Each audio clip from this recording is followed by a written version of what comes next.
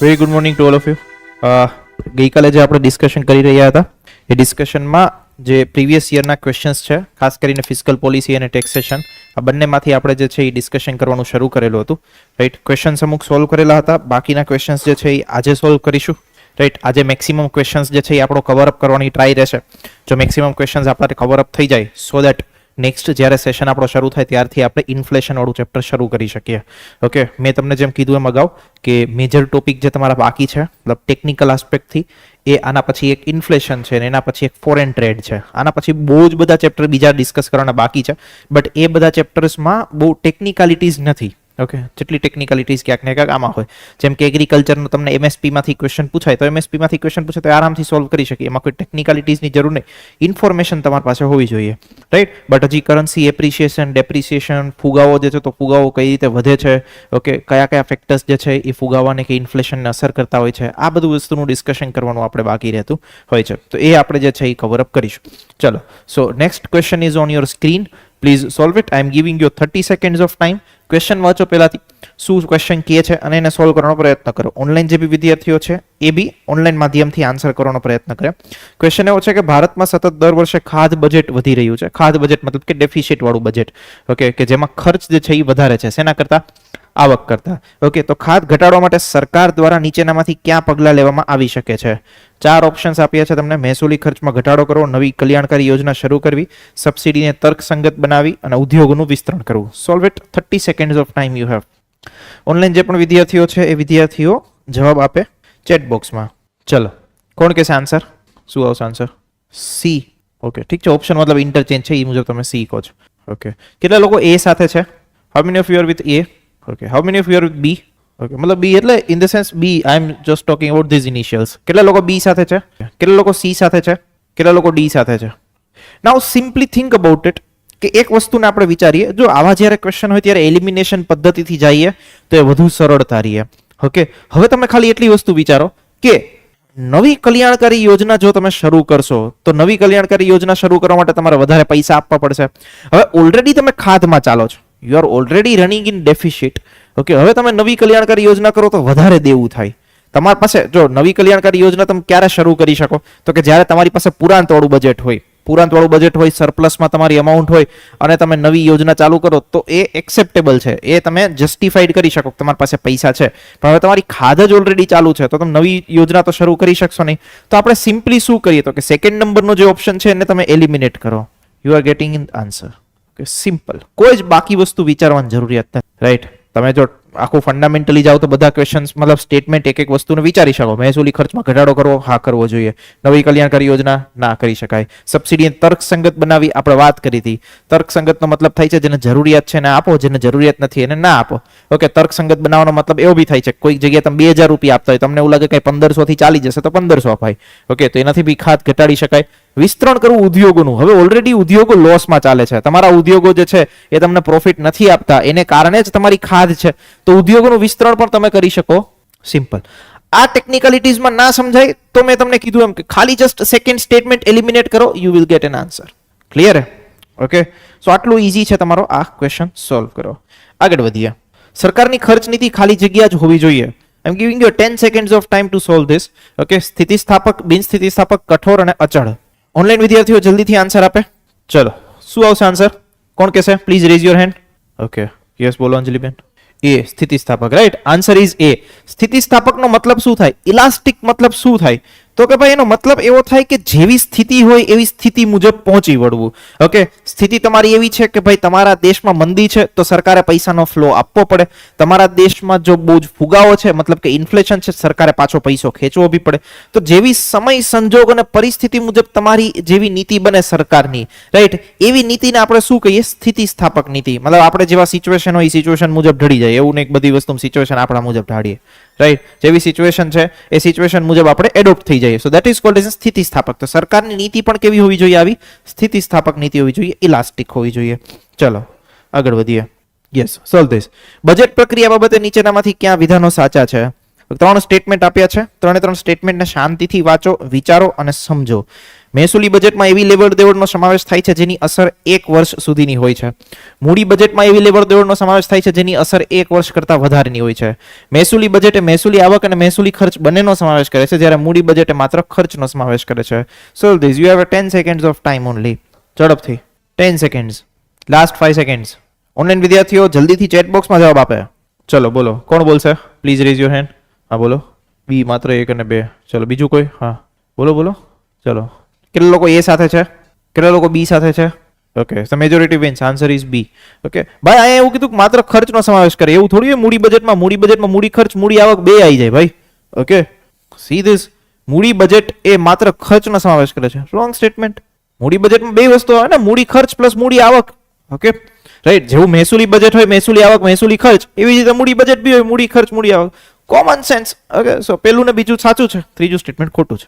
Clear? આગળ વધે. નીચેના પૈકી કઈ જોડીઓ સાચી રીતે જોડાયેલી છે? રાઈટ, સોલ્વ ધીસ શાંતિથી. પેલી ડેફિનેશન આપી છે મહેસૂલી ખાધ, તો કે આમ જનતાના ઋણ અથવા વિનિવેશ દ્વારા ભંડોળ પૂરું પાડવામાં આવે છે. વિત્તીય ખાધ મતલબ કે ફિસ્કલ ડેફિસિટ, કોઈ ચોક્કસ સમયે સરકારની ખરેખર જવાબદારી. નાણાકીય ખાધ, ખાનગી બજારમાંથી સરકાર દ્વારા લેવામાં આવેલું ઋણ. ઓપ્શન્સ છે 1 2 3 2 3 1 2 1 3. Solve it. 10 seconds of time. Online વિદ્યાર્થીઓ જલ્દીથી આન્સર આપે ચેટ બોક્સમાં. ક્વિક ચલાવો મગજ. ચલો, હુ will answer? Please rays your hand. Last બેન, અમરીન બેન. ઓકે, બીજું કોણ કહેવાનું હતું આન્સર? હું બધા પાસેથી જસ્ટ ઓપિનિયન લઉં છું. ચલો, કેટલા લોકો એ સાથે છે? 1 2 3. ઓકે, નહીં કોઈ. કેટલા લોકો બી સાથે છે? અરે હું બી સાથે કહું છું. मतलब बी मतलब ये वाला B. You just don't focus on this A C B D. ये just the interchange થયું છે, so don't about think about it. Right? હું just તમને જે ઓપ્શન કહ્યું એનો ઇનિશિયલ સાંભળો. કેટલા લોકો બી સાથે છે? ઓકે, કેટલા લોકો સી સાથે છે અને કેટલા લોકો ડી સાથે છે?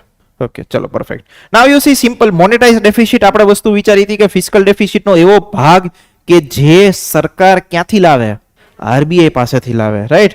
ફિસ્કલ ડેફિસિટ રાજકોષ, આ વિત્તીય ખાધને બી રાજકોષીય ખાધ જ કહેવાય. ઉપર લખેલું છે તમને. તો કે ભાઈ રાજકોષીય ખાધનો એવો ભાગ જે સરકાર ક્યાંથી લાવે છે? આરબીઆઈ પાસેથી લાવે છે. રાઈટ? અહીંયા શું છે? The statement is wrong. Now you just eliminate this third one. You will get this answer. I am always saying કે સ્ટેટમેન્ટ બેઝડ ક્વેશ્ચનમાં ખાલી ખોટું છે એને આઈડેન્ટિફાઈ કરો. ખતમ મેટર. તમારી અડધી ગેમ જે છે ત્યાં જ સોલ્વ થઈ જશે. બાકીના કોઈ ક્વેશ્ચન કે બાકીના કોઈ સ્ટેટમેન્ટ ઉપર મગજથી વિચારવાની જરૂરિયાત નહીં. શું કામ તમારા મગજને સ્ટ્રેસ આપો ખોટે ખોટું? શું કામ ત્રણે ત્રણ સ્ટેટમેન્ટ વાંચવા જવાના?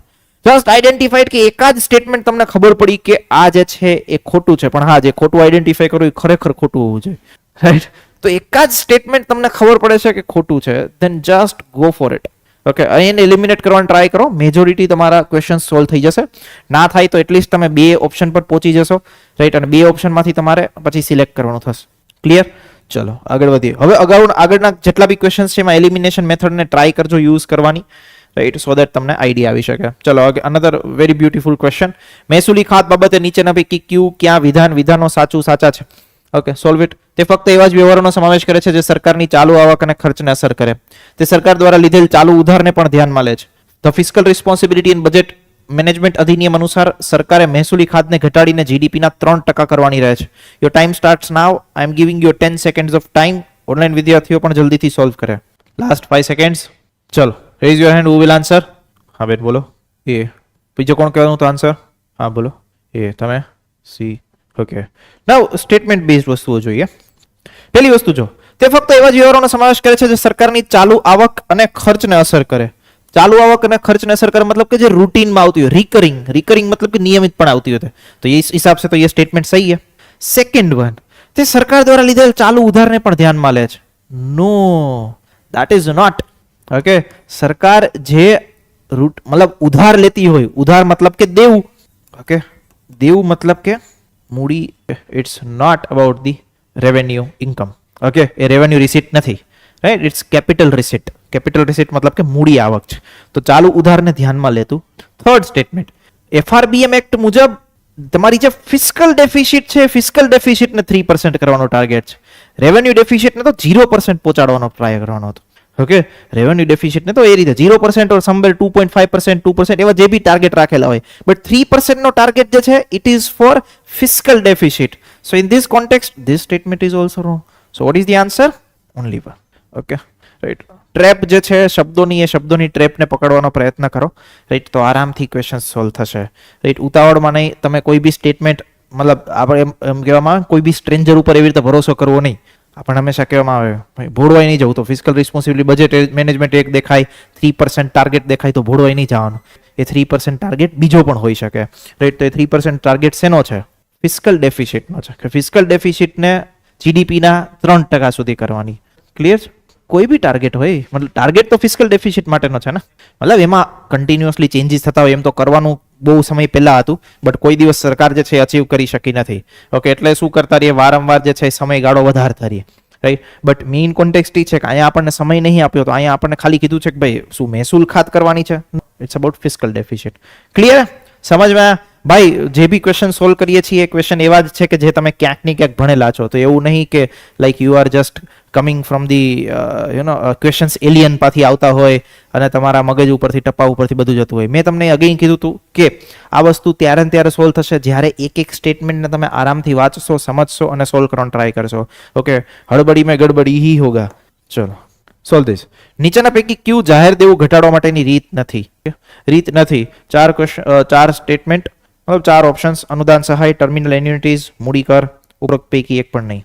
ચલો ઓનલાઈન વિદ્યાર્થીઓ જલ્દીથી આન્સર આપો. કોણ આન્સર દેશે? ચલો 1 2 3 4. બોલો બેન, શું આન્સર હોવું જોઈએ? એ. ઓકે, ઠીક છે. બીજું કોણ આન્સર દેશે? હા, બીજું કોણ?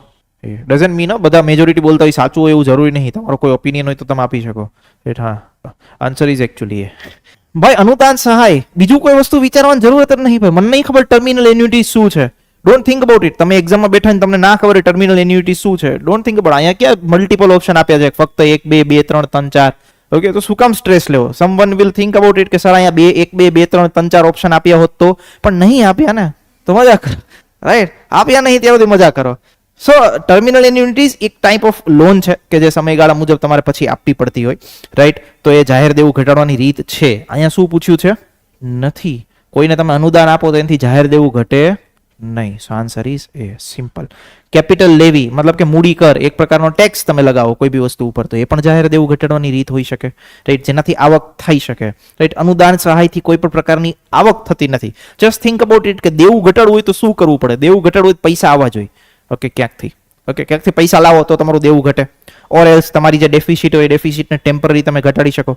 સિમ્પલ તમે એવું વિચારો કે તમારી ફિસ્કલ ડેફિસિટ 1000 કરોડની છે, સરકાર પાસે કયા કયા ઓપ્શન છે? ક્યાંકથી લોન લાવે. હવે લોન એક પ્રકારનું દેવું જ છે, પણ એટલીસ્ટ ત્યારના સમયે તો કેવું હોય, -3000 કરોડ હોય, 3000 કરોડ ક્યાંકથી લાવે લોનથી, તો ત્યારે તો એ આ વસ્તુ સેટ ઓફ થઈ જાય. ભલે પછી ભવિષ્યમાં એનું વ્યાજ દેતા રહીએ, બટ એટલીસ્ટ એક પ્રકારની શું છે? મૂડી આવક. ક્લિયર થાય છે? સમજાય છે? ચલો, સો આન્સર ઇઝ. આગળ વધીએ. કેન્દ્ર સરકારના અંદાજપત્રના ચાલુ ખાતામાં ખર્ચની સૌથી મોટી બાબત શું હોય છે? ઓકે, ચાલુ ખાતું હજી આપણે આગળ ભણીશું. ઓકે, ચાલુ ખાતું મતલબ કહેવાય કરંટ અકાઉન્ટ. સામાન્ય રીતે કરંટ અકાઉન્ટમાં સરકારના આયાત નિકાસ ને આ બધી વસ્તુનો એક ડેફિસિટ આવતી હોય છે. એ ડેફિસિટ જ્યારે આપણે આગળ ભણીશું ફોરેન ટ્રેડ, ત્યારે તમારી સમક્ષ હું સમજાવીશ. That is called as current account deficit. Okay, CAD. તો એ કરંટ અકાઉન્ટ ડેફિસિટ આપણે આગળના સમયમાં ભણીશું. બટ ચાલુ ખાતામાં સૌથી મોટો ખર્ચ, હવે જો આ પ્રકારનો પ્રશ્ન સોલ્વ કરવો હોય ને તમારે, તો આ ક્વેશ્ચન બજેટમાંથી નીકળો છે. દર વર્ષે બજેટના મતલબ તમે જેમ કહેતા હતા એમ કે બજેટમાંથી ક્વેશ્ચન્સ પૂછવાની શક્યતા હોય. ઓકે, તો બજેટમાં હંમેશા એવી વસ્તુ આવે કે સરકાર જે છે એ રૂપિયો ક્યાંથી કમાશે, મતલબ 1 રૂપિયો ક્યાંથી કમાશે અને 1 રૂપિયામાંથી ખર્ચ કેટલો થશે. ઓકે, તો એમાં સૌથી વધારે ખર્ચ શેનો હોય? Solve this. ખબર હોય તો સોલ્વ કરો, અધરવાઇઝ કોઈ ચિંતા નહીં, અત્યારે ખબર પડી જશે. ચલો, કોણ કહેશે આન્સર? હા બોલો. વ્યાજની ચૂકવણી. કરેક્ટ આન્સર ઇઝ વ્યાજની ચૂકવણી, રાઈટ? સરકારે જે લોન લીધેલી હોય છે એ લોન ઉપર જે વ્યાજ ચૂકવવાનું હોય છે, સૌથી વધારે મોટો પાર્ટ અને સૌથી વધારે સરકારને કોઈ બર્ડન પડતું હોય તો એ છે વ્યાજ ચૂકવવાની બાબત. શું કામ? એક વસ્તુ તમે વિચારો કે યાર તમારું બજેટ દર વર્ષે ખાધવાળું ચાલે છે. ડેવલપિંગ કન્ટ્રી હોય, વિકાસશીલ દેશ હોય, ત્યાં હંમેશા ખાધવાળું બજેટ જ હોવાનું, રાઈટ? ખર્ચો વધારે જ હોવાનો. હવે ખર્ચો વધારે હોવાનો તો સરકાર શું કરશે? એ ડેફિસિટને પૂરી કરવા માટે શું લાવશે? લોન લાવશે. લોન લાવશે તો હવે આ વર્ષે તો લોન લઈ લીધી, આવતા વર્ષે બી લોન લીધી, એના પછીના વર્ષે બી લોન લીધી, પણ વ્યાજ તો ભાઈ દર વર્ષે બધાનું ચડતું જાય ને, અને બજેટમાં કન્ટિન્યુઅસલી ભેગું થતું જાય. તો સૌથી વધારે ખર્ચો સરકારને નિયમિતપણે ચૂકવવો પડતો હોય, ડેઇલી બેઝિસ ઉપર. Daily basis in the sense 1 વર્ષની અસરમાં. ઓકે, બજેટ સામાન્ય રીતે 1 વર્ષનું બનતું હોય, અને આપણે મહેસૂલી બજેટ જોઈએ છીએ તેમાં આપણને ખબર પડે કે જે આવક સતત આવતી હોય અને જે ખર્ચ સતત થતો હોય, રાઈટ? એને આપણે સામાન્ય રીતે મહેસૂલી ખર્ચ કે મહેસૂલી આવકમાં સમાવિષ્ટ કરી. ઓકે, ચાલુ ખાતામાં એવી જ વસ્તુ હોય કે જેમાં સરકારને કન્ટિન્યુઅસલી રોજબરોજ પૈસા પે કરવા પડતા હોય, રાઈટ? તેમાં દર મહિને ઊભું હોય એવી બાબત શું? વ્યાજની ચૂકવણી, રાઈટ? બીજો બધો ખર્ચો બી હોય, બટ કમ્પેરેટિવલી અહીંયા એવું કીધું છે સૌથી મોટી બાબત શું છે? ઓકે, તો સૌથી મોટી બાબત શું છે? વ્યાજની ચૂકવણી. આ વસ્તુ યાદ રાખજો, ભવિષ્યમાં ઇન કેસ તમને ક્વેશ્ચન પૂછાય. અને દર વર્ષે બજેટમાં આ જ હોય છે, વ્યાજની ચૂકવણી માટે સૌથી વધારે સરકારને પૈસા ચૂકવવા પડતા હોય છે, એટલે સામાન્ય રીતે આપણે આને કન્સિડરેશનમાં લઈ શકીએ. નીચેના પૈકી ક્યાં રાજકોષીય ખાધના ઘટકો છે? Okay, solve this. અંદાજપત્રીય ખાધ, બજારમાંથી લીધેલું ઋણ, પ્રધાનમંત્રી રાહત કોષમાંથી કરેલ ખર્ચ.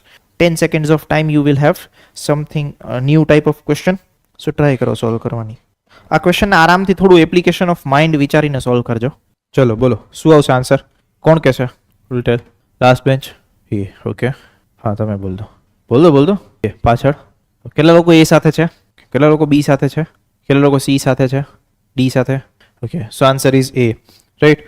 રાહત કોષમાંથી કરેલ ખર્ચ એ કોઈ જ પ્રકારની એવી ડેફિસિટનો કે એનો ભાગ હોતો નથી. ઓકે, સિમ્પલી આપણે એપ્લિકેશન ઓફ માઇન્ડ વિચારીએ. If you will remove this you will get the answer. Nothing to worry about it. બીજી વસ્તુના કોન્ટેક્સ્ટમાં વિચારી લઈએ ટેકનિકલી. સો ઇટ્સ લાઈક કે અંદાજપત્રીય ખાત તો સમાવેશ થાય જ. ઘટકોની વાત કરેલી છે. ઘટકો ડઝન્ટ મીન કે એમાં પાર્ટ હોય. આપણે સામાન્ય રીતે રાજકોષીય ખાધને કઈ રીતે ડિફાઇન કરીએ તો કુલ ખર્ચ માઇનસ કુલ આવક. પણ કુલ આવકમાં આપણે જે બજારમાંથી લીધેલું ઋણ હોય કે દેવાની રકમ હોય એને કન્સિડરેશનમાં લેતા નથી. તો આ બીજી વસ્તુ એવું છે કે બજારનું ઋણ પણ એ આપણે ક્યાંક એમાં કન્સિડરેશનમાં તો લઈએ ને. કન્સિડરેશન ઇન ધ સેન્સ બાદ કરવા માટે તો લઈએ ને. ઓકે, જેમ કે ભાઈ આપણે સિમ્પલી એવું વસ્તુ કન્સિડરેશન લો, કુલ ખર્ચ માઇનસ આવક. આ જે હિસ્સો છે આ તો તમારો અંદાજપત્રીય ખાધનો આવી ગયું. ઓકે, એમાંથી આપણે હજી આમાંથી શું માઇનસ કરશું? જે બજારમાંથી લીધેલું ઋણ હોય, રાઈટ. તો મતલબ આપણે એને ક્યાંક કન્સિડરેશનમાં તો લીધું. ઘટકનો મતલબ એવો નહીં કે એમાં શું સામેલ છે. ઘટકનો મતલબ આપણે શું વસ્તુ કેલ્ક્યુલેશનમાં લઈએ છીએ, રાઈટ. તો પ્રધાનમંત્રી રાહત કોષમાંથી કરેલ ખર્ચ એને કે આપણે સમાવેશ કરતા નથી. સો આન્સર ઇઝ 1 and 2. બહુ જ ઈઝી. આગળ, નીચેના પૈકી કોનો મૂડી આવકમાં સમાવેશ થાય છે? Solve it. કોણ આન્સર આપશે? બોલો બેન. બીજો કોઈ? એ સાથે કોઈ? ઓકે, બી સાથે કોઈ? ઓકે, સી સાથે કોઈ? અને ડી સાથે? ઓકે, તો in democracy majority wins. Answer is D. ભાઈ, દેશના બજારમાંથી મળેલ લોન મૂડી આવક જ ગણાય. વિદેશમાંથી મેળવેલ લોન મૂડી આવક જ ગણાય. કોઈ રાજ્ય સરકાર લોન આપેલી લોનની વસૂલાત છે. નાવ રિમેમ્બર, તમે 10 લાખ રૂપિયા આપ્યા હોય કોકને લોન ઉપર, વ્યાજ નહીં, વ્યાજ કદાચ આવતું હોય, કદાચ એ તમારી મહેસૂલ આવક ગણાય, કારણ કે નિયમિતપણે કન્ટિન્યુ આવવાની. અહીંયા વાત છે લોનની વસૂલાત. મતલબ 10 લાખ રૂપિયા આપ્યા હતા, 10 લાખ રૂપિયા પાછા આવી ગયા. ઓકે, તો એક પ્રકારની મૂડી આવક જ ગણાય, રાઈટ. તો ત્રણેય વસ્તુનો સમાવેશ જે છે એ મૂડી આવક અંતર્ગત. સો આન્સર ઇઝ ક્લિયર. સમજમાં એનીવન? કઈ વસ્તુ ના સમજાતી એવું? Anyone there? ચલો શાંતિથી સોલ્વ કરો, આપણે કાંઈ ઉતાવળ નહીં ભાઈ. રાજકોષીય ખાધમાંથી વ્યાજની જવાબદારીઓ બાદ કરતા બાદ રહેતી ખાધને ખાલી જગ્યા વસ્તુ કહે છે. ઓકે, ચલો કોણ દેશે આન્સર? ક્વિક. પ્રાથમિક ખાધ. Okay, it's called as an primary deficit, right. Correct answer is કઈ હો જા. Okay, clear? કોઈ ડાઉટ? ના જોઈ નામાં ડાઉટ કે સંરક્ષણ વ્યાજની ચૂકવણી કાયદો વ્યવસ્થાની જાળવણી અને જાહેર વહીવટને લગતા ખર્ચ ખાલી જગ્યા ખર્ચ તરીકે ઓળખવામાં આવે છે. Solve it. ઉત્પાદક, બિન ઉત્પાદક, વિકાસ લગત, પ્રગતિશીલ. બોલો કોણ આન્સર દેશે? 3. મિતભાઈ બોલો. બિન ઉત્પાદક, right. Correct answer is B. Okay, બિન ઉત્પાદકનો મતલબ એવો થાય કે એનાથી કોઈ જ પ્રકારનું ઉત્પાદન કે એનાથી કઈ પ્રોડક્ટિવિટી નહીં આવતી, રાઈટ. આ ખર્ચ જે છે એ તમારે રૂટીન કરવાનો જ છે. તમે વિચાર કરો, સંરક્ષણ વ્યાજની ચૂકવણી, વ્યાજની ચૂકવણી કઈ ઉત્પાદક વસ્તુ હોય? કાંઈ જ નહીં, રૂટીન તરીકે તમારે ખર્ચ કરવાનો જ છે. ઓકે, તો આવા ખર્ચને શું કહેવાય? બિન ઉત્પાદક ખર્ચ. સંરક્ષણ વ્યાજની ચૂકવણી, કાયદોની વ્યવસ્થા, કાયદોની વ્યવસ્થાની જાળવણી માટે તમારે પોલીસને પૈસા દેવા પડે. ઓકે, મતલબ પોલીસને પૈસા દેવા પડે ઇન ધ સેન્સ સેલરી દેવી પડે. તો salary you are paying, so that is called as non productive, જે રૂટીનમાં થતું જ રહેવાનું છે. ઓકે, તો એના માટે એને કેવો ખર્ચ કહેવાય? બિન ઉત્પાદક ખર્ચ કહેવાય. ચલો આગળ बढ़ते. ખાલી જગ્યાએ સ્વતંત્રતા જાહેર દેવા સંચાલન એજન્સીની ભલામણ કરી છે. ઓકે, આરબીઆઈ, નાણાં મંત્રાલય, નીતિ આયોગ, રાષ્ટ્રપતિ. Solve it. 5 seconds of time only. Online વિદ્યાર્થીઓ બોલો ભાઈ, કોણ આન્સર આપશે? Please rays your hand. 1 2 3 બોલો ભાઈ. નીતિ આયોગ. ઓકે, બીજું કોઈ? Anyone else want to answer? હા, નાણાં મંત્રાલય. ઓકે, બીજું કોઈ? સો the correct answer is NITI Aayog, right. નીતિ આયોગે સજેસ્ટ કરી હતી કે PDMA, that is called as a public debt management agency, right. જાહેર દેવું સંચાલન એજન્સી. આવા પ્રકારની કંઈક એજન્સી હોવી જોઈએ કે જે સરકારનું જે દેવું છે કે સરકારની ઉપર જે ડેટ છે એ ડેટનું મેનેજમેન્ટ કરે. ઓકે, અને એ આખી એક ઇન્ડિપેન્ડન્ટ કામ સામાન્ય રીતે એ આરબીઆઈ નું હતું. ઓકે, હવે આરબીઆઈ ઓવરબર્ડન ઓફ મતલબ ઓવરબર્ડન થઈ જાય વર્કથી કે ભાઈ એ મની ફ્લો બી મેનેજ કરે. ઓકે, સરકારના બેન્કર તરીકે બી કામ કરે, બધી બેંકોને બી સંભાળે અને સાથે સાથે દેવું બી સંભાળે, તો એ પોસિબલ નહીં, રાઈટ. તો એના માટે એક સ્પેશિયલ એજન્સી હોવી જોઈએ, ઇન્ડિપેન્ડન્ટ એજન્સી હોવી જોઈએ કે જે ફક્ત આ જ કામ કરે. સો the correct answer is NITI Aayog, right. નીતિ આયોગે સજેસ્ટ કર્યું હતું કે આવા પ્રકારની એક સંસ્થા હોવી જોઈએ. ડન? ક્લિયર? ફેક્ટ ડેટા છે, યાદ રાખી લેજો એકવાર, કદાચ પૂછાઈ શકે ભવિષ્યમાં, ઓછી શક્યતા છે પણ પૂછાઈ શકે. Same question. સરકારની મહેસૂલી આવકમાં નીચેનામાંથી કોનો સમાવેશ થાય છે? Solve it. Okay, 10 seconds of time. પ્રત્યક્ષ પરોક્ષ કરવેરાની આવક, વિવિધ પ્રકારની ફી અને દંડ પેટે મળેલી આવક, ટ્રેઝરી બિલના વેચાણ અન્વયે મળે આવક. ચલો, કોણ આન્સર કરશે? 1 2 3 4. બોલો આનંદભાઈ. ડી, એ કે ડી? ઓકે, બોલો બેન. ઓકે, બીજું કોઈ? કેટલા લોકો એ સાથે છે? બી સાથે હોય એવા? સી સાથે? ડી સાથે? Okay, some hands for D. Okay, now you just think about it. Treasury બિલનું તમે વેચાણ કરો, એ ટ્રેઝરી બિલના વેચાણથી જે આવક મળે છે સરકારને, રાઈટ, જે આવક મળે છે સરકારને, આ પ્રકારની આવકને કહેવાય મૂડી આવક. શું કામ? કારણ કે એક પ્રકારનું દેવું જ છે ભાઈ, લોન જ લઈને આવે છે એક પ્રકારની. ટ્રેઝરી બિલ મતલબ કે સરકાર ટ્રેઝરી બિલ ઇસ્યુ કરે, સામે લોકો પૈસા આપે, ડિસ્કાઉન્ટેડ રેટ ઉપર ટ્રેઝરી બિલ ઇસ્યુ કરે, સામે સરકારે ફેસ વેલ્યુના રિડીમ કરે, તો એક પ્રકારનું તો દેવું જ છે. સરકાર ઉધાર લઈને જ આવે છે, રાઈટ. તો ઉધારનો વસ્તુ હોય મહેસૂલી આવકમાં તો આવે નહીં, એનો આવક શેમાં સમાવેશ થાય? મૂડી આવકમાં. So simply you are just eliminating this third one, you will get the answer. Simple. Okay, આટલું જ સિમ્પલ છે ઇકોનોમી સોલ્વ કરવું. અરે ખરેખર મતલબ યાર, જો તમે એવું વિચારતા હોય કે ભાઈ એ તો સાહેબ તમે આટલું વસ્તુ કર્યા હોય ને ભણતા હોય ને એટલે તમને ખબર હોય કે આ વસ્તુ તમે સોલ્વ કરી છે, આ રીતે પોતાની જાતને ઇન્ફિરિયર બનાવવાનો કોઈ જરૂર નહીં, રાઈટ. આમાં કોઈ વસ્તુનું મગજ રોકેટ સાયન્સ છે, રાઈટ. સિમ્પલ એક મૂડી આવક ને મૂડી ખર્ચ કે મહેસૂલી આવક ને મહેસૂલી ખર્ચનો ડિફરન્સ ખબર હોય એટલે તમે આને આરામથી સોલ્વ કરી શકો. આમાં બીજું કઈ રોકેટ સાયન્સ છે જ નહીં. આખા ગામમાં એવું કે મતલબ it's like economy is a best, મતલબ tough one, okay, you need to apply your mind. કશું એપ્લાય ઓફ માઇન્ડ નહીં, આરામથી સોલ્વ થાય એવા ક્વેશ્ચન્સ છે. Okay, but thing is that concept clear હોવો જોઈએ, રાઈટ. કોન્સેપ્ટ ક્લિયર હોય તો આમાં મતલબ કોઈ માર જેવા ફેકલ્ટીની જરૂર નહીં, આરામથી વસ્તુ ભણી શકાય. It's too easy. Okay, simple હે. તો સોલ્વ કરો યાર, થોડું આરામથી મગજથી વિચારીને બધી વસ્તુને કોન્સેપ્ટ સાથે રિલેટ કરો. ટ્રેઝરી બિલ તમને ખબર હોવી જોઈએ સરકારનું એક પ્રકારનું દેવું છે. ઓકે, આપણે મની માર્કેટ, કેપિટલ માર્કેટ ભણ્યા હતા. હવે વિચાર કરો મની માર્કેટ, કેપિટલ માર્કેટનો ક્વેશ્ચન આમાં આવ્યો, રાઈટ. એની એક વસ્તુ આવી તો એ તો બધું એકબીજા રોલર કોસ્ટર જેવું જ રહેવાનું, બધું અહીંથી વાં જ થવાનું. Okay, but thing is that તમારો કોન્સેપ્ટ જે છે એ મતલબ ક્લિયર હોવો જોઈએ. જો કોન્સેપ્ટ ક્લિયર છે તો આરામથી ક્વેશ્ચન સોલ્વ કરી શકાય. ઓકે, કશું જ અઘરું નહીં આમાં. આગળ વધીએ. અર્થશાસ્ત્રમાં બલૂન ચૂકવણીનો સંદર્ભ ખાલી જગ્યા સાથે છે. નહીં ભણ્યા હોય આપણે, બટ નવી વસ્તુઓ ભણીશું. ટ્રાય કરો આન્સર કરવાની જો કરી શકો તો, otherwise we will solve it. એક સાથે લોનની ચૂકવણી, ઠીક હે, right. Answer is actually balloon ચૂકવણી એટલે લોન સાથે જોડાયેલી લમસમ ચૂકવણી. લમસમ ચૂકવણીનો મતલબ શું થાય? તો કે ભાઈ સરકારની લેટ છે 1000 કરોડની લોન હોય. ઓકે, હવે આમાંથી લેટ છે સરકારે જે છે 500 કરોડ ચૂકવી દીધા હોય, હવે બાકી ના હોય 500 કરોડ. ઓકે, આ બાકી હોય. સરકાર એવું વિચારે કે ભાઈ આ વર્ષે આપણું બજેટ બહુ સારું રહ્યું, આવક બહુ સારી રહી, એક કામ કરો આની ઉપર વ્યાજ નહીં ભરવું, 500 કરોડ એક સાથે ચૂકવી દો. ઓકે, તો આ એક સાથે જ્યારે લોન પેમેન્ટ કરે કોઈ વસ્તુનું, that is called as lump sum payment કરે એક સાથે. 500 કરોડ આમ તો 5-6 વર્ષે કે 10 વર્ષે બી આપી શકતા હતા, ધીરે ધીરે વ્યાજ સહિત પૈસા આપે.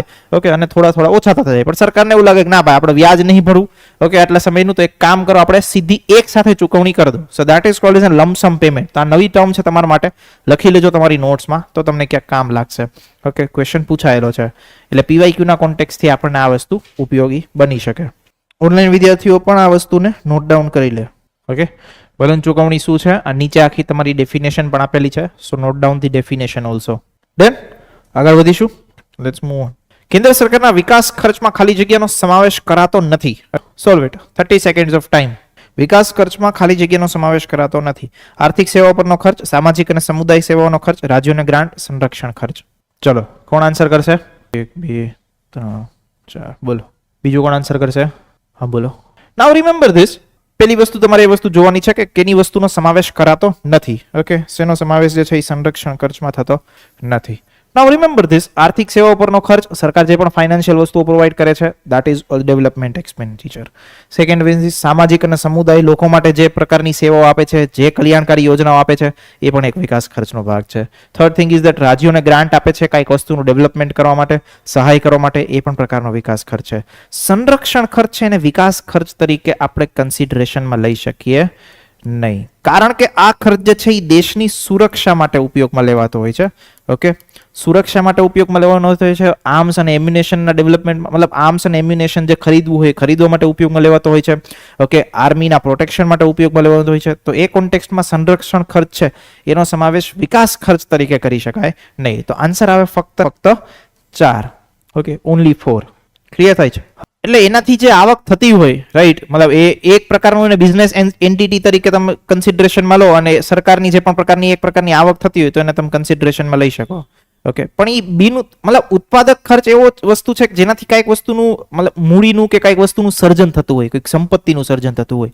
ઓકે, જ્યારે તમે આર્મ્સ એન્ડ એમ્યુનેશન સેલ કરો છો તો એ એક પ્રકારની રૂટીન, જેમ તમે શેર્સ સેલ કરતા હોય એનાથી સરકારને જેમ આવક થતી હોય, રાઈટ, એવા પ્રકારની જે એક પ્રકારની આવક ગણાય, તો એને મૂડી આવક કન્સિડર કરો તો વધારે બેટર.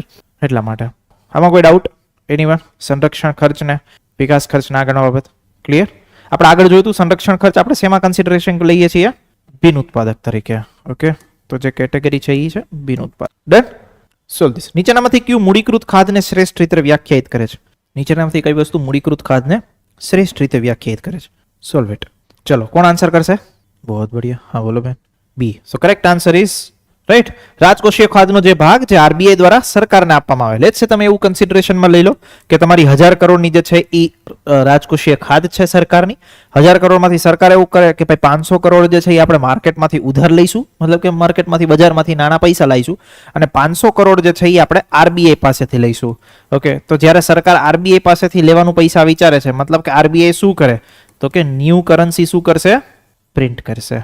ન્યૂ કરન્સી પ્રિન્ટ કરી અને 500 કરોડ રૂપિયા કોને આપશે? સરકારને આપશે. ઓકે, તો રાજકોષીય ખાધનો ભાગ જે આરબીઆઈ દ્વારા શું આપવામાં આવે? સરકારને આપવામાં આવે. એને આપણે કહીએ મોનેટાઇઝ્ડ ડેફિસિટ. ક્લિયર હે? बहुत ही सिंपल फैक्ट बेस्ड क्वेश्चन. चलो नाउ सॉल्व दिस. ખાધવાળા અંદાજપત્રના બાબતમાં નીચેનામાંથી કયું કથન યોગ્ય નથી? કયું કથન યોગ્ય નથી? Solve it. આરામથી સોલ્વ કરજો, કોઈ આપણે ઉતાવળ નહીં, કોઈ જ વસ્તુની ચિંતા નહીં. કોણ આન્સર દેશે? હા, ડી. ચલો બીજું કોઈ? Anyone else? કેટલા લોકો એ સાથે છે, બી સાથે, સી સાથે, ડી સાથે? Okay, in democracy number wins. Okay, answer is actually D. હવે તમે વિચાર કરો, પહેલા તો એક વસ્તુ કીધી છે તમને કયું કથન યોગ્ય નથી, રાઈટ? તો કે જો ખાધવાળું અંદાજપત્ર હોય એને વિકાસલક્ષી કે કન્યાલક્ષી ગણવામાં આવે, રાઈટ? શું કામ? કારણ કે એવા જે વિકાસશીલ દેશો હોય ત્યાં લોકો ઉપર પૈસા વધારે ખર્ચ કરવાના હોય, એના માટે સરકારે શું કરવું પડે? હંમેશા ખાધવાળું બજેટ જ આવે. આવક એટલી બધી ના હોય પણ સામે ખર્ચ એટલો બધો હોય.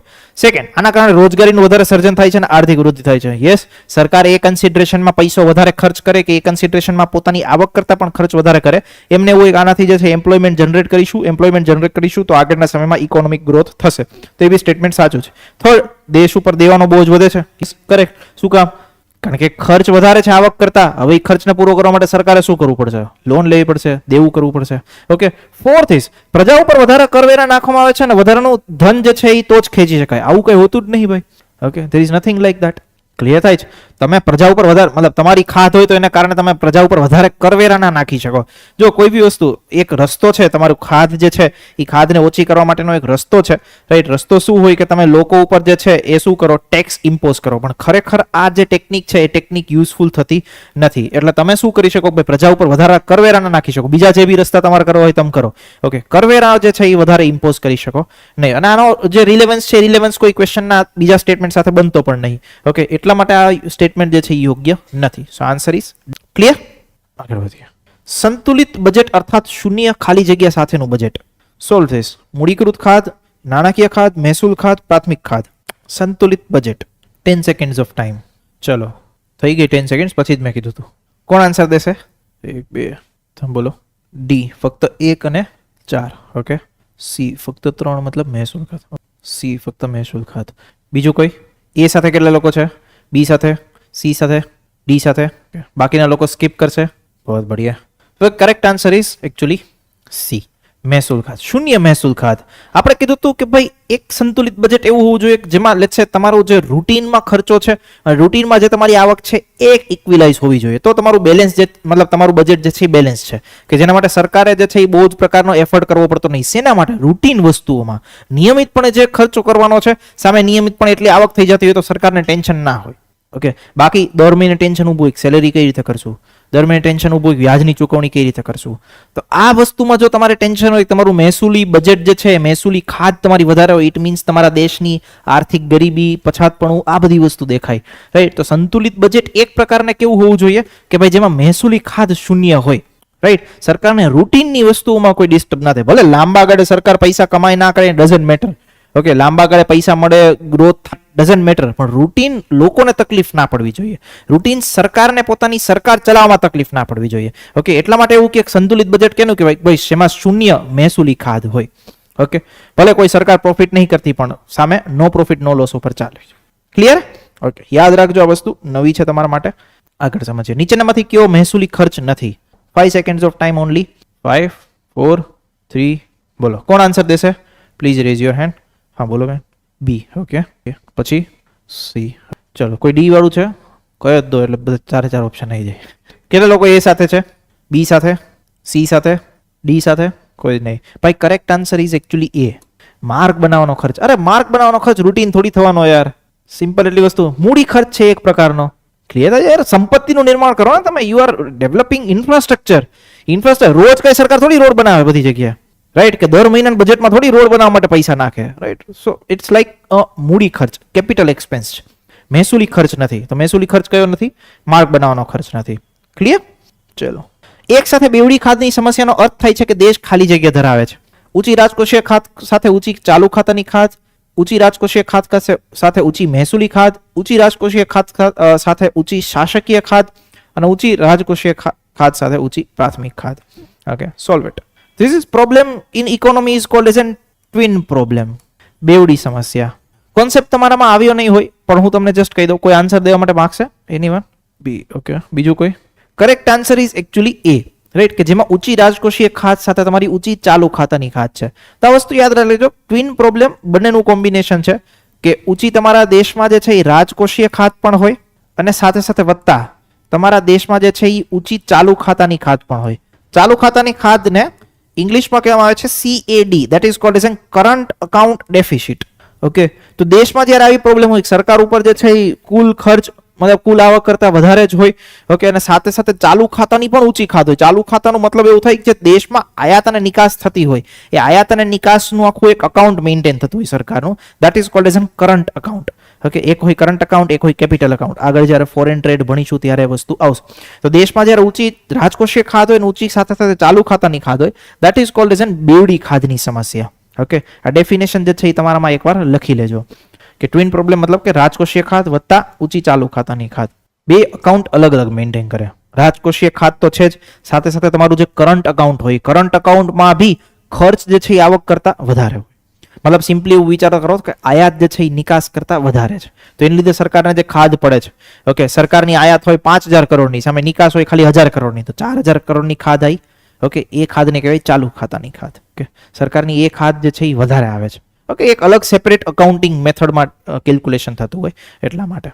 બાકી એને રાજકોષીય ખાત, તમે રાજકોષીય ખાતમાં તો એ આવી જ જાય ચાલુ ખાતાની ખાત, કારણ કે રાજકોષીય ખાત શું છે? કુલ ખર્ચ માઇનસ કુલ આવક. ઓકે, દેવા વિનાની આવક. ચલો આગળ વધી શકીએ. શુડ વી મૂવ હેડ? સરકાર અંદાજપત્રમાં મહેસૂલી ખાત ખાલી જગ્યા દ્વારા ભરપાઈ થાય છે. Solve it. ઉધાર, વિનિવેશ, કર આવક, પરોક્ષ કરવેરા. ફક્ત 1 2 1 4 3 4 2 4. तो मतलब ये देख के इतना को इतना तो पता चलता है कि भाई 4 वस्तु नहीं आवे. ओके, कोई भी 2 જ વસ્તુ આવશે, તો એવું ન કહેતા 4 આવે. ઓપ્શન જ નહીં એવો. ચલો ઓનલાઈન વિદ્યાર્થીઓ ભાઈ જાગતા રહેજો. આઈ અન્ડરસ્ટેન્ડ શિયાળામાં સુવાની મજા આવે. 22 તારીખે એક્ઝામ છે. ચલો કોણ કહેશે આન્સર? 1 2 3 ઓનલી 4. હા બોલો બેન. ફક્ત 1 2. ઠીક છે. સી ફક્ત 3 4. ઓકે, 1 2 આવી ગયું, 3 4 આવી ગયું. બોલો 1 4 2 4 વાળા કોઈ છે? એનીવન? તમે? સી ફક્ત 3 4. નાવ યુ સી, હમણાં થોડીક વાર પહેલા મેં કીધું કે જ્યારે તમારી આવી રીતે ખાધ હોય ત્યારે સરકાર લોકો ઉપર બોજ નાખી અને પોતાની જે છે એ ખાધને ભરપાઈ કરી શકે નહીં. તો જ્યારે બી મહેસૂલી ખાધ થતી હોય, ઓકે, એ મહેસૂલી ખાધને ભરપાઈ કરવા માટે સરકાર પાસે એકચ્યુઅલમાં આ ઓપ્શન્સ છે: ઉધાર અને વિનિવેશ. ઉધાર મતલબ કે દેવું કરીને પૈસા લાવે, વિનિવેશ મતલબ કે વિમૂડીકરણ કરે, પોતાનો જે સરકારી નિગમ હોય, પોતાની કોઈ કંપની હોય, કંપનીને વેચી નાખે. રાઈટ? ક્લિયર થાય છે? Okay, so answer is actually ફક્ત 1 અને 2. મહેસૂલી રૂટીન ખાધને તમે કરવેરા લોકો ઉપર વધારીને ના કરી શકો, કારણ કે કરવેરા વધારવાનો જે સમયગાળો હોય, ઓકે, કરવેરા લે છે તમારે વધારવો હોય તો તમે વધારી શકો, એના માટે તમારે સંસદની મંજૂરી જોઈએ, આ અંતે કેટલી બધી સામે પ્રોસેસ ફોલો કરવી પડે. તો પહેલી વસ્તુ તો એ તો ટાઈમલી પ્રોસેસ છે. અહીંયા તો તમારે નિયમિતપણે ખર્ચો કરવાનો, ગમે ત્યાંથી પૈસા ઇમિડિયેટલી લાવો ભાઈ. Okay, right? પોતાનો નિગમ વેચી નાખે. નિગમ કઈ રીતે વેચે? શેર બજારમાં લિસ્ટેડ સરકારના શેર હોય, સરકારનો હિસ્સો 80% હોય, સરકાર એવું કરે કાંઈ નહીં, આપણે એક કામ કરો 10% હજી વેચી નાખો. ઓકે, તો એ ઝડપથી પૈસા આવી શકે. રાઈટ? તો એ કોન્ટેક્સ્ટમાં તમારો ઉધાર અને વિનિવેશ આ જે છે સૌથી સરળ રસ્તો છે કે કરવેરા is not then ideal option. તો ફક્ત 1 અને ક્લિયર? આગળ વધીએ. ડિસઇન્વેસ્ટમેન્ટનો મતલબ લિક્વિડિટી.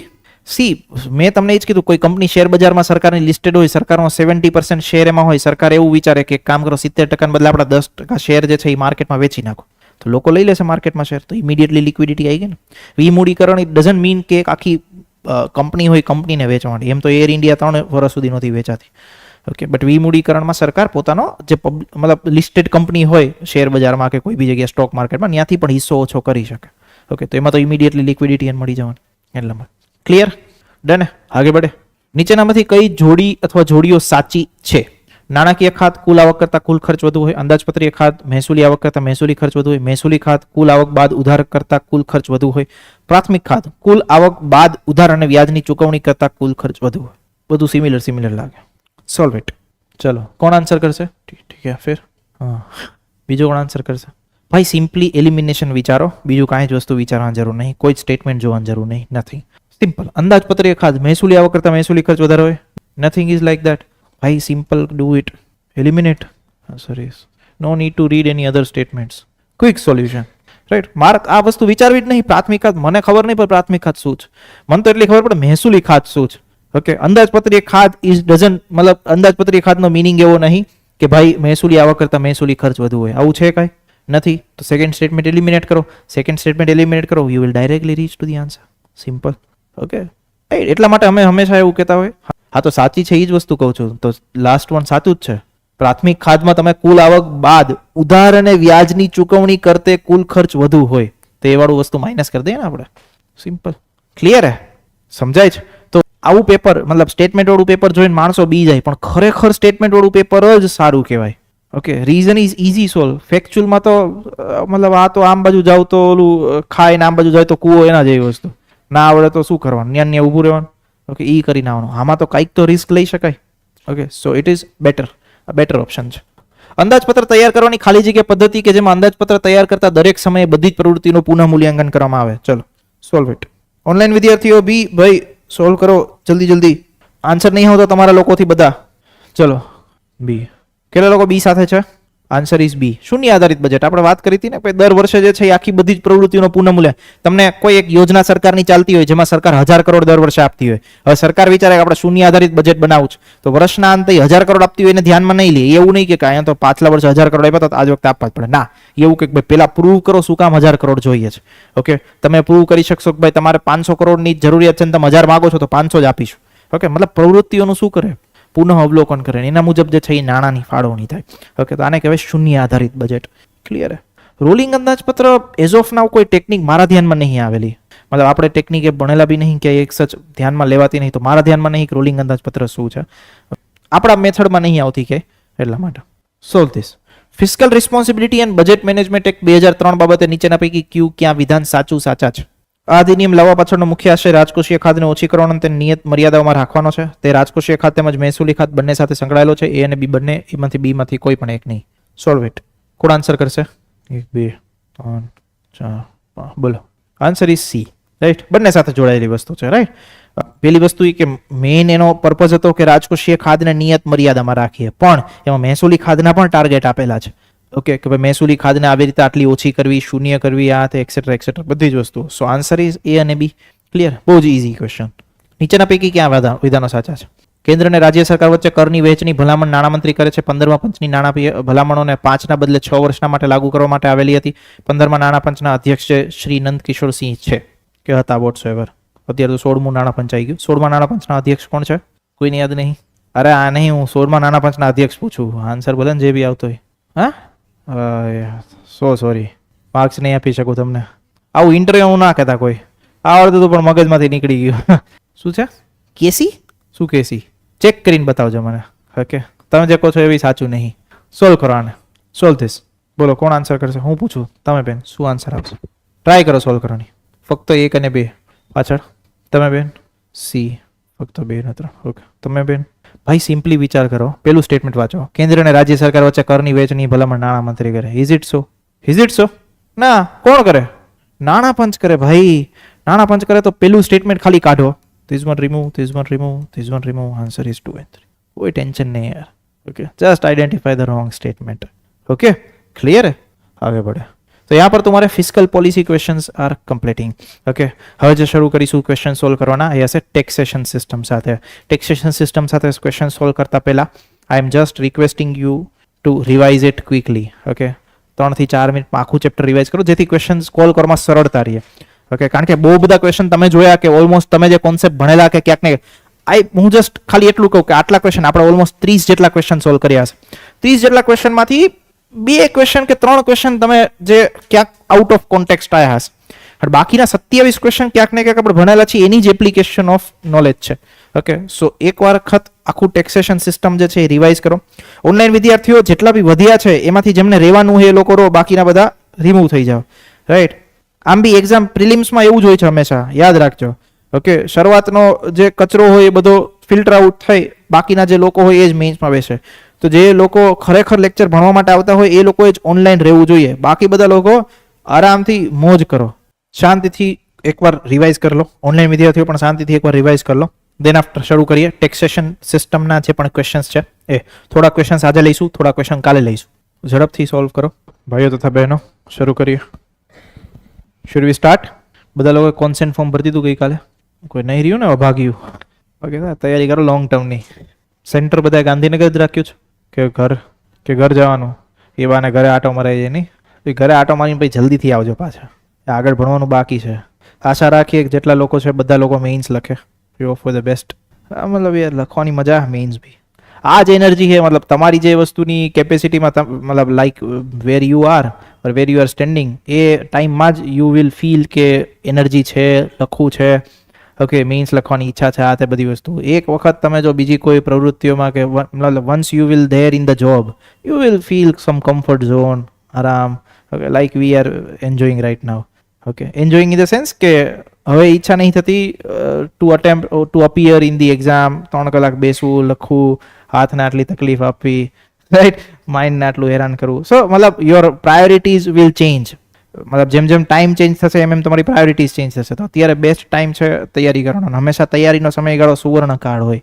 ઓકે, જે શાંતિથી આખો દિવસ બેસીને ખાલી વાંચવાનું, અને વાંચવું સૌથી ઇઝી કામ. ઓકે, આ જગતનું સૌથી સહેલું કામ હોય તો એ બેસીને વાંચવાનું. અઘરું કંઈ છે જ નહીં. હા, માનસિક રીતે થોડો સ્ટ્રેસ આવે પણ એ ઇઝી કામ છે, કોઈ અઘરું નહીં. શરૂ કરીએ taxation system and PYQs. 1 by 1 questions જે મેથડથી સોલ્વ કરીએ છીએ એ જ મેથડથી સોલ્વ કરીશું. સૌથી પહેલો ક્વેશ્ચન તમારી સામે છે, ઈ-વે બિલ શેના સાથે સંબંધિત છે? Solve it. ઓનલાઈન વિદ્યાર્થીઓ બી આન્સર આપે ઓનલાઈન. જોઈને ડાયરેક્ટ ખબર પડી જવી જોઈએ. Right, vote should be the answer? Okay, કંઈ છે જ નહીં બીજું આમાં વિચારવાનું. Very easy. રાઈટ, એટલા માટે કહીએ છીએ કે જ્યારે લેક્ચર ભણો ત્યારે વ્યવસ્થિત અને પ્રામાણિકતાથી ભણો તો ક્વેશ્ચન સોલ્વ થઈ શકે. ચલો સોલ્વ ધીસ. રાઈટ, આ ક્વેશ્ચન સોલ્વ કરીએ, જોઈએ કોણ ક્વેશ્ચન આ સોલ્વ કરી શકે છે. It's my challenge for you. નીચેનામાંથી કયું વિધાન સાચા છે? જીએસટી કાઉન્સિલ કેન્દ્ર અને રાજ્યનું સંયુક્ત મંચ છે. જીએસટી કાઉન્સિલનો દરેક નિર્ણય તેની બેઠકમાં હાજર અને મતદાન કરનાર સભ્યોના ભારાંકના 2/3 મતની બહુમતી દ્વારા લેવાય છે. કેન્દ્ર સરકારના મતના વજન પડેલા મતના વજનનું 3જા ભાગનું રહેશે કે પડેલા મતનું 3જા ભાગનું રહેશે. Solve it. 10 seconds of time you will have. Quickly solve કરો. ચલો, કોણ આન્સર કરશે? Please rays your hand. માત્ર 1 અને 3. એ સિવાય કોઈ છે? પ્લીઝ એકવાર શાંતિથી વિચારો. હજી એ સિવાય કોઈ હોય એવું? બટ કરેક્ટ આન્સર ઇઝ એ. સો માત્ર 1 અને 3. રાઈટ, સેકન્ડ તો ભાઈ હે ही नहीं. क्योंकि why? Because 3/4 majority you require हटे to take any decision. Right, GST council ने एक बार क्विकली रिवाइज कर लिया. अध्यक्ष कोण हशे? नाणामंत्री. ओके, सभ्यो कोण हशे? બધા રાજ્યોના નાણામંત્રી. વોટ શેરમાં રાજ્યોનો હિસ્સો 2/3, કેન્દ્રનો હિસ્સો 1/3. ડિસિઝન કઈ મેજોરિટીથી? 3/4 ઓર 75%. કોરમ 50%. ક્લિયર હે? So it's easy. રાઈટ, તો ઇઝી ક્વેશ્ચન છે. ચલો આગળ વધીએ. કર સંબંધિત નીચેના પૈકી કયું વિધાન સાચું છે? નાઉ સોલ્વ ધીસ. Beautiful question. પ્રત્યક્ષ કરવેરા ફુગાવો ઘટાડવામાં મદદ કરી શકે છે. પરોક્ષ કરવેરા ફુગાવાને પ્રોત્સાહન આપી શકે છે. પરોક્ષ કર ચૂકવણીનો બોજ બીજા ઉપર ખસેડી શકાય છે. ઓનલાઈન વિદ્યાર્થીઓ પણ સોલ્વ કરે. ચલો, હુ will answer? Please rays your hand. હા બોલો બેન. Okay, okay, D. ઓકે, કેટલા લોકો એ સાથે છે? બી સાથે હોય એવા? સી સાથે હોય એવું? ડી સાથે હોય એવા? So in democracy more numbers I am able to see on D. So answer is D. Okay, ઉપરોક્ત તમામ કઈ રીતે સમજવાનો પ્રયત્ન કરીએ. પ્રત્યક્ષ કરવેરા ફુગાવો ઘટાડવામાં મદદ કરી શકે. હા, કઈ રીતે? મની ફ્લો ઘટાડે ભાઈ. ટેક્સેશન વધારો, લોકો પાસે પૈસા ઓછા થાય. ઓકે, તો અગેન ફુગાવો, લોકો વસ્તુઓની માંગ ઓછી કરશે. માંગ ઓછી કરશે તો કિંમતો ઘટશે. This is one of the concept. તો પ્રત્યક્ષ કરવેરા ફુગાવો ઘટાડવામાં મદદ કરી શકે. પરોક્ષ કરવેરા ફુગાવાને પ્રોત્સાહન આપી શકે. કઈ રીતે? સરકાર પરોક્ષ કરવેરા વધારે, પરોક્ષ કરવેરા વધારે, વસ્તુની કિંમત વધે. રિમેમ્બર ધીસ, તમે જે વસ્તુ લો છો એમાં પાછળ લખેલું આવેલું છે ઇન્ક્લુઝિવ ઓફ ઓલ ટેક્સીસ. કયા ટેક્સીસ? હા, કિંમતો વધશે ને વસ્તુની. હા, that is one of the thing. But ભાઈ વસ્તુની કિંમત વધે. ફુગાવાનો મતલબ થાય છે કે ચીજ વસ્તુઓના ભાવમાં વધારો થવો. ઓકે, તો ચીજ વસ્તુઓના ભાવમાં વધારો, જે કિંમતો છે તમારી અત્યારે, તમે દૂધ જે છે એ 32 રૂપિયા કે કોઈ બી વસ્તુનું અડધો લીટર લેતા હોય તો એ 32 રૂપિયામાં સરકારના પરોક્ષ કરવેરા પણ છે. કાલ સવારે સરકાર પરોક્ષ કરવેરા વધારી દે તો ધેર આર ચાન્સીસ કે કિંમતો વધશે. વધશે જ ને યાર, એ તો સરકારના દેવાનો પૈસો હોય તો વધવો જ પડે. લોકોએ પૈસા વધારવા જ પડે ને, મતલબ જે બી મેન્યુફેક્ચરર છે ને એ કિંમત વધારે લેવી જ પડે. ઓકે, કારણ કે ટેક્સ વધે છે. ટેક્સ વધે, પરોક્ષ કરવેરા વધે, ઇટ મીન્સ ફુગાવો વધે, કિંમતોમાં વધારો થાય. એ કોન્ટેક્સ્ટમાં એવું કીધું છે પ્રોત્સાહન આપી શકે છે. ઓકે, ફુગાવાને પ્રોત્સાહન આપી શકે છે. સો in that context this statement is correct. Okay, third one, પરોક્ષ કરવેરો ચૂકવણીનો બોજ બીજા ઉપર તમે ખસેડી શકો. યસ, કારણ કે વ્યક્તિએ પોતે ચૂકવવાનું નથી. જે મેન્યુફેક્ચરર છે એ કોની પાસેથી લેશે? હોલસેલર પાસેથી. હોલસેલર કોની પાસેથી લેશે? રિટેલર પાસેથી. રિટેલર કોની પાસેથી લેશે? કસ્ટમર પાસેથી. તો બીજા ઉપર તમે એની ચૂકવણીનો બોજ જે છે એ ખસેડી શકો. So in this context all three are okay. Again beautiful question, application of mind is require. Right, aspect તમારે એનાલિસિસ કરવા. ડન. નવી વસ્તુ છે, લખી લેજો ક્યાંક લખવી હોય તો. It will really helps you, ક્યાંક તમને યુઝ કરવામાં મદદરૂપ થાય. Okay, all three statement are correct. સમજો નહીં? ડાયરેક્ટ ટેક્સીસમાં હા જરૂરી નહીં. ડાયરેક્ટ ટેક્સીસનો સ્લેબ વધી, મતલબ સ્લેબ વધી જાય તો વધારે કર વસૂલ કરી શકે ને. જેમ કે તમે વિચાર કરો કોઈની આવક છે 3 લાખ છે, સરકાર એની પર 10% ટેક્સ લે છે. ઓકે, સરકાર એવું કે હવે 3 લાખ ઉપર જ અમે 20% ટેક્સ લઈશું, તો આવક મતલબ ટેક્સ તો વધ્યો ને સરકારનો. હા, ભલે ને આવક ના વધતી પણ રેટ વધારી શકે. ઓકે, રેટ વધારીને તો પૈસા લઈ શકે ને. બોલો ક્યાં કન્ફ્યુઝન હે બેન? શું કન્ફ્યુઝન છે? ના સમજાણું? ઓકે, તો બેન એમને પર્સનલ ક્લાસ આપવાનું ચાલુ કરો. જેટલા આપણા ઇકોનોમીના કોન્સેપ્ટ ભણ્યા છીએ આપણે, બધા જ કોન્સેપ્ટ એમને 1 by 1 એક્સપ્લેન કરો. બે વસ્તુના ફાયદા, એક એમને સમજાઈ જશે, બીજું તમારું વધારે સ્ટ્રોંગ થશે. ગુડ. અને ભવિષ્યમાં તમે મને થોડું ફ્રી કરી શકો લેક્ચર લેવામાંથી. રાઈટ, તે વસ્તુનો બી ફાયદો થાય. ચલો પાઠ આગળ વધીએ. જીએસટી હેઠળ સમાવિષ્ટ કર નીચેનામાંથી ક્યાં વિધાન ખોટા છે? Okay, service tax, central excise duty GST હેઠળ સમાવિષ્ટ કેન્દ્રીય કર છે. Purchase tax, luxury tax GST હેઠળ સમાવિષ્ટ રાજ્ય કર છે. વસ્તુ અને સેવાઓના પુરવઠાને લગતા કેન્દ્રીય ઉપકર અને સેસ જીએસટી હેઠળ સમાવિષ્ટ નથી. ઉપરોક્ત પૈકી કોઈ પણ નહીં. ચલો, હુ will answer? Please rays your hand. 1. બોલો ભાઈ. સી. તમે બેન? ભાર્ગવી બેન? Correct answer is C. Right, જે સેસ અને ઉપકર છે રિલેટેડ ટુ જીએસટી એને પણ સમાવી લીધા છે. રાઈટ, જસ્ટ એગ્રીકલ્ચર સેસ જે છે એ એગ્રીકલ્ચર સેસ જે છે એને જીએસટીમાં સામેલ કરેલ નથી. બાકી બધી જ સેસ અને સરચાર્જ જે છે એને સામેલ કરી લીધા છે. ઓકે, જીએસટીની હેઠળ. બાકીના ઉપરના તો બે ક્વેશ્ચન તો સાવ ઇઝી છે. સર્વિસ ટેક્સ ને purchase tax, luxury tax, all are part of the GST. Right, તો આને બી કરી દીધા છે. આમાં આઈડેન્ટિફાય કરવાનું છે શું ખોટું છે. ખોટું ત્રીજું સ્ટેટમેન્ટ છે. Right, now solve this. નીચેનામાંથી ક્યાં વિધાન સાચા છે? હા બોલો. બે પ્રત્યક્ષ પરોક્ષ ઉપર લાગી શકે. there are some surcharges and there are some cess which is applicable on indirect taxes also. એટલામાં લખી લેજો, લખવું હોય તો. Solve this. જો કરવેરાનો દર ચોક્કસ મર્યાદા સુધી વધે અને પછી તે આવકમાં ફેરફાર સ્થિર રહે તો તેને પ્રતિગામી કર કહેવામાં આવે છે. જે લોન કે સરકાર દ્વારા ક્યારેય પરત કરવામાં આવતી નથી તેમ છતાં તેના પરનું વ્યાજ ચૂકવે છે તેને રિડીમેબલ ડેટ કહે છે. ચલો સોલ્વ ધીસ. ઓનલાઈન વિદ્યાર્થીઓ આન્સર આપો ભાઈ, આન્સર આપો. ચલો, કોણ આન્સર કરશે? બોલો બેન. ભાર્ગવી બેન બોલો. બી. તમે? બીજું કોઈ? Anyone else? ક્વેશ્ચન જો, પ્રતિગામી કર આને થોડી કહેવાય ભાઈ. પ્રતિગામી મતલબ કે હા, મતલબ આઈ એમ જસ્ટ સેઇંગ પ્રતિગામી કર મતલબ કે રિગ્રેસિવ. ઓકે, રિગ્રેસિવ તો મતલબ શું થાય કે આવક વધે ને કર ઘટે. આમાં તો ક્યાં એવું ચોક્કસ મર્યાદા સુધી કર વધે પછી આવકમાં ફેરફાર સ્થિર રહે તો આવી તો કોઈ ડેફિનેશન જ નહીં. તો first statement is wrong. Now second statement. Loan કે સરકાર મતલબ લોન જેવી છે કે જે લોન સરકાર દ્વારા ક્યારેય પરત કરવામાં આવતી નથી પણ છતાં એની ઉપરનું વ્યાજ સરકાર ચૂકવતી રહી અને રિડીમેબલ ડેપ્ટ કહેવાય. It's a wrong statement. Okay, શું કામ? રિડીમેબલ ડેપ્ટ એને કહેવાય કે જેમાં વસ્તુઓ ચૂકવી દીધી, મેટર પૂરી થઈ. રાઈટ, એના પછી એની ઉપર વ્યાજ બી ચૂકવવાનું હોતું નથી અને પૈસા બી ચૂકવવાના આવતા નથી. પૈસા બધા ચૂકવી દીધા સરકારે, હવે એની ઉપર વ્યાજ શેનું ચૂકવવાનું? ઓકે, જો સરકારે એ જ લોન ઉપર કન્ટિન્યુઅસલી વ્યાજ ચૂકવવાનું રહેતું હોય તો એને કહેવાય ઇરિડીમેબલ ડેટ. ઓકે, તો ડેફિનેશન ખોટી આપેલી છે, ડેફિનેશન ઊંધી આપેલી છે. Right, so this statement is also wrong. So correct answer is D. Okay, A અને બી માંથી એક પણ. ક્લિયર થાય છે? યાદ રાખજો, સમજી લેજો કોન્સેપ્ટને. ઓકે, રિડીમેબલ ડેટ એને કહેવાય કે જેની ઉપર હવે સરકારે વ્યાજ ના ચૂકવવું પડે. જો સરકારે કન્ટિન્યુઅસલી વ્યાજ ચૂકવતું રહેવું પડતું હોય એની ઉપર તો it is called as an irredeemable debt, right? Irredeemable debt. Clear? નવી વસ્તુ છે બટ આપણે લખી લઈએ તો આપણું નોલેજ જે છે આનાથી ઇન્ક્રીઝ થશે. ઓકે, ક્યાંક ભવિષ્યમાં જો આ PYQ આવ્યો તો આપણને ખબર હોવી જોઈએ. આગળ વધીએ. ગુડ્સ એન્ડ સર્વિસ ટેક્સ બિલમાં ખાલી જગ્યાનો સમાવેશ થાય છે. Solve it. Only 10 seconds. Online વિદ્યાર્થીઓ આન્સર આપો. ચલો, કોણ આન્સર દેશે? એ સાથે કેટલા લોકો છે? બી સાથે, સી સાથે, ડી સાથે? સહી है. जनता का जनादेश सराखों पर. Okay, answer is D. कोई है ही नहीं उसमें कुछ दिमाग वाली चीज. નીચેના પૈકી કઈ જોડ યોગ્ય રીતે જોડાયેલી નથી?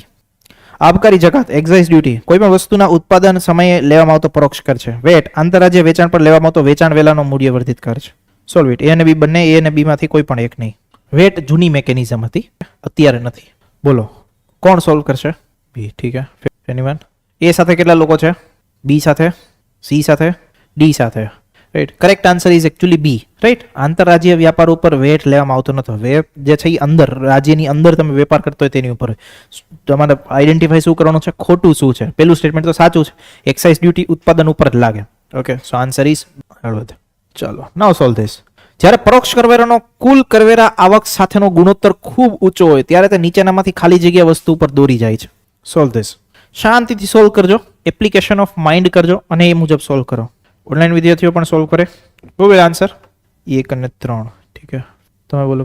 આગળ ફર્સ્ટ બેન્ચ. કેટલા લોકો ઈ કરશે આમાં, મતલબ સ્કીપ કરશે? કોઈ સ્કીપ નહીં કરે. ઓકે, તો તમે શું આન્સર કરશો? What should be the answer? શું કામ? એક્સપ્લેન કરો. Explain me why it's not A, why it's not C, why it's only B. એ ફ્લોમાં બોલ દિયા બી. આ ફસે. હા તો કઈ રીતે? તો કયો ગુણોત્તર? કોનો પણ ગુણોત્તર ઊંચો આવે? હા તો એમ ભાવ સ્તરમાં કઈ રીતે વધારો? હા બોલો ભાઈ. સિમ્પલ હે ભાઈ. દેખો, કરવેરાની આવકમાં તો ઘટાડો થાય જ નહીં. તો પહેલા તો આ સ્ટેટમેન્ટ હટાવો. અબ બચા એ એન્ડ બી. ઓકે, પેલું સ્ટેટમેન્ટ તો બેમાં સાચું છે એટલે એને વિચારવાની જરૂર નહીં. વાત છે બીજા ને ત્રીજામાં પાછવાની. ઓકે, ધનવાન લોકો ઉપર ઊંચો કર બોજ આવે ના આવે ભાઈ, એને શું ફરક પડવાનો યાર? એ તો પૈસો છે, આરામથી પૈસા જેટલો બી ટેક્સ આવવાનો ભરી દેવાના. Okay, now the correct answer is એકચ્યુઅલમાં 1 and 3. ઓકે, ગરીબ લોકો ઉપર ઊંચો બોજ આવે. નાવ યુ સી, આ કેવું કે છે કે જે કુલ આવક હોય સરકારની કરની, એ કુલ આવકમાં જે વધારે પડતો હિસ્સો છે એ વધારે હિસ્સો કોનો હશે? તો કે પરોક્ષ કરનો. ઓકે, કે પરોક્ષ કર. પરોક્ષ કર મતલબ કે સરકાર જે ઇનડાયરેક્ટ ટેક્સીસમાં વધારો કરતી હોય તે. આપણે આગળ બી જોયું હતું કે ઇનડાયરેક્ટ ટેક્સીસ, મેં તમને કીધું ફુગાવાને પ્રોત્સાહન આપી શકે છે. રાઈટ, તો ફુગાવાને પ્રોત્સાહન આપી શકે સરકાર, ઇનડાયરેક્ટ ટેક્સીસ વધારે. ઇટ મીન્સ સરકારની કુલ આવકમાં ઇનડાયરેક્ટ ટેક્સીસનો જે હિસ્સો છે કે શેર છે એ વધી રહ્યો છે. તો એની પોસિબિલિટી એ બી હોઈ શકે કે ભાઈ ભાવ સ્તરમાં વધારો થયો એટલા માટે સરકારને વધારે આવક મળી. તો પેલી વસ્તુ આ. બીજી વસ્તુ આ પરોક્ષ કરવેરા છે. પરોક્ષ કરવેરા કેવા પ્રકારના હોય કે જે ગરીબ અને અમીરને ધ્યાનમાં ના લે. ઓકે, ભાવ વધારો થશે તો ગરીબો ઉપર તો વધુ બોજ આવ્યો. ઓકે, તો ઇન ધેટ કોન્ટેક્સ્ટ 1 and 3 આ બંને વસ્તુ સાચી છે. એ રીતે બેન. ક્લિયર? ડન હે? ચલો આગે બઢતે. ભારતમાં ખાલી જગ્યા વેરા સિવાયના તમામ પરોક્ષ કરવેરા જીએસટીમાં હેઠળ સમાવિષ્ટ થઈ ગયા છે. ઓકે, મૂલ્યવર્ધિત કર, સુખ સુવિધા કર મતલબ લક્ઝરી ટેક્સ, આબકારી જકાત, સીમા શુલ્ક. Solve this. ચલો સોલ્વ ઇટ ક્વિકલી. બોલો કોણ આન્સર કરશે? ડી. તમે કેટલા લોકો એ સાથે છે? કેટલા લોકો બી સાથે, સી સાથે, ડી સાથે? Majority Janata wins. Okay, answer is D. D મતલબ કે સીમા શુલ્ક મતલબ કે કસ્ટમ ડ્યુટી. ઓકે, તો કસ્ટમ ડ્યુટી હજી પણ અમુક પ્રોડક્ટ્સ ઉપર લાગે છે. ઓકે, સમાવિષ્ટ નહીં કરી દીધી. Right, clear? Last question for the day. ભારતમાં કરવેરા પદ્ધતિ બાબતે નીચેના પૈકી ક્યાં વિધાનો સાચા છે? રિગ્રેસિવ ટેક્સેશન એવા કરવેરા છે જે વધુ આવકવાળા કરતા ઓછી આવકવાળા વ્યક્તિ ઉપર વધુ અસર કરે છે. પ્રમાણસર કરવેરા જેને ફ્લેટ કરવેરા કહે છે. પ્રત્યક્ષ કરવેરા એવી વસૂલાત છે જે કોઈ ખાસ વ્યક્તિઓના જૂથ ઉપર લાદવામાં આવે છે, તેમાં જ વસૂલ કરવામાં આવે છે. Solve this. ચલો કોણ આન્સર કરશે? હા બોલો. ટી. ઓકે, બીજું કોઈ? બી શું છે? ફક્ત 2 અને 3. સોલ્વ કરો આરામ છે. રિગ્રેસિવ ટેક્સેશન એવા કરવેરા છે વધુ આવકવાળા વ્યક્તિ કરતા ઓછી આવકવાળા ઉપર વધુ અસર કરે. શું કામ? ભાઈ આમાં પ્રતિગામી કરવેરા કે રિગ્રેસિવ ટેક્સેશનમાં એવું હોય કે જેમ તમારી આવકનું સ્તર વધે એમ તમારું કરવેરાનો દર ઘટે. ઓકે, તો એના કરતા એ ગરીબોને જ ઓબ્વિયસલી અસર કરવાના, અનિવાર્ય એટલે અસર નહીં કરવાના. In that context first statement is correct. Second statement જો પ્રમાણસર કરવેરા, ફ્લેટ કરવેરા, that is also true. Third સ્ટેટમેન્ટમાં એઝ પર ધી જીપીએસસી ની આન્સર ઇઝ ડી. 1, 2 and 3.